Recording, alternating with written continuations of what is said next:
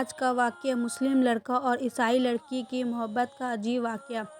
امریکا میں ایک مسلمان نوجوان دفتر میں کام کرتا تھا۔ اسی دفتر میں کام کرنے والی ایک امریکن لڑکی سے اس کا تعلق بن گیا اور اس کی محبت اس لڑکی سے اتنی زیادہ بڑھ گئی کہ اس نے محسوس کیا کہ اب میں اس کے بغیر نہیں رہ سکتا۔ لہٰذا اس نے اس کے ماں باپ کو پیغام بھیجا کہ میں آپ کی بیٹی سے شادی کرنا چاہتا ہوں۔ اس کے ماں باپ نے لڑکے سے کہا، ہم اپنی بیٹی کی شادی تم سے کروا تو دیں گے مگر ہماری ایک شرط ہے کہ ہم عیسائی ہیں اور تم کو بھی اپنا دین چھوڑ کر عیسائی بننا پڑے گا۔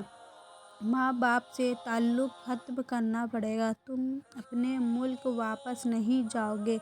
جس سماج میں تم رہتے ہو ان سے تم بالکل بھی نہیں ملو گے۔ اگر تمہیں یہ سب شرطیں منظور ہیں تو ہم اپنی بیٹی کی شادی تم سے کر دیں گے۔ وہ لڑکا اپنے جذبات میں اتنا دبا ہوا تھا کہ اس اللہ کے بندے نے ساری شرطیں قبول کر لیں۔ ماں باپ سے رشتہ ختم، عزیزوں سے قریبی لوگوں سے رشتہ ختم، ملک سے رشتہ ختم اور جس سماج میں رہتا تھا ان سے رشتہ ختم، حتیٰ کہ وہ عیسائی بن کر عیسائیوں کے ماحول میں زندگی گزارنے لگا اور اس نے اس لڑکی سے شادی کر لی۔ جب اس کے مسلم دوستوں کو اس کے بارے میں پتہ چلا تو وہ بڑے پریشان ہوئے۔ کبھی کبھی وہ اس کی تلاش کرنے کی کوشش کرتے مگر وہ لڑکا اپنے دوستوں سے ملنے سے بھی گھبراتا۔ کبھی کہیں سے کسی کو دیکھ بھی لیتا تو دور سے ہی کترا جاتا۔ لوگ آخر تھک گئے۔ کسی نے کہا کہ اس کے دل پر مہر لگ گئی ہے تو کسی نے کہا یہ اسلام سے پھر گیا ہے، کسی نے کہا اس نے جہنم خرید لی، کسی نے کہا اس نے بڑا مہنگا سودا کر لیا ہے۔ ہر ایک کی اپنی اپنی باتیں تھیں۔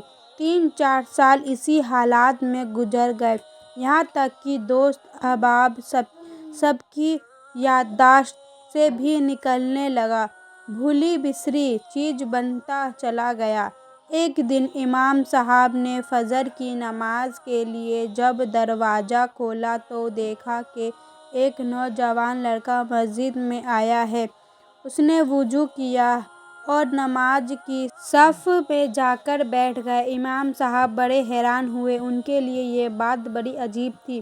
امام صاحب نے نماز پڑھی اور اس کے بعد اس لڑکے کو سلام کیا، پھر اس کو لے کر اپنے کمرے میں چلے گئے اور محبت سے پوچھا کہ آج بڑی مدت کے بعد آپ کی زیارت نصیب ہوئی ہے۔ اس وقت اس لڑکے نے اپنی حالت بتائی کہ میں نے اس لڑکی کی محبت میں آ کر اپنا سب کچھ قربان کر دیا۔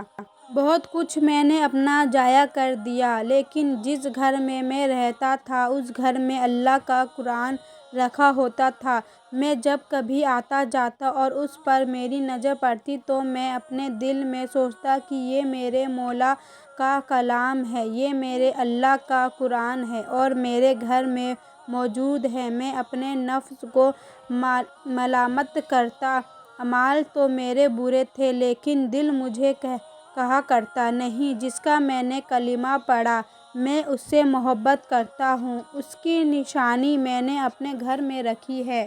اسی طرح کئی سال گزر گئے۔ ایک دن میں آیا اور عادت کے مطابق وہاں سے گزرتے ہوئے میں نے اس جگہ پر نظر ڈالی، مجھے قرآن نظر نہیں آیا۔ تو میں نے اپنی بیوی سے پوچھا کہ یہاں ایک کتاب ہوا کرتی تھی، وہ کہاں ہے؟ تو اس نے کہا میں نے گھر کی صفائی کی تھی، اس میں غیر ضروری چیزوں کو پھینک دیا ہے۔ اس نے کہا اس کتاب کو پھینک دیا ہے؟ یہ سن کر میں وہاں سے واپس گیا اور کوڑا پھینکنے کی جگہ سے اس کتاب کو اٹھا کر لے آیا۔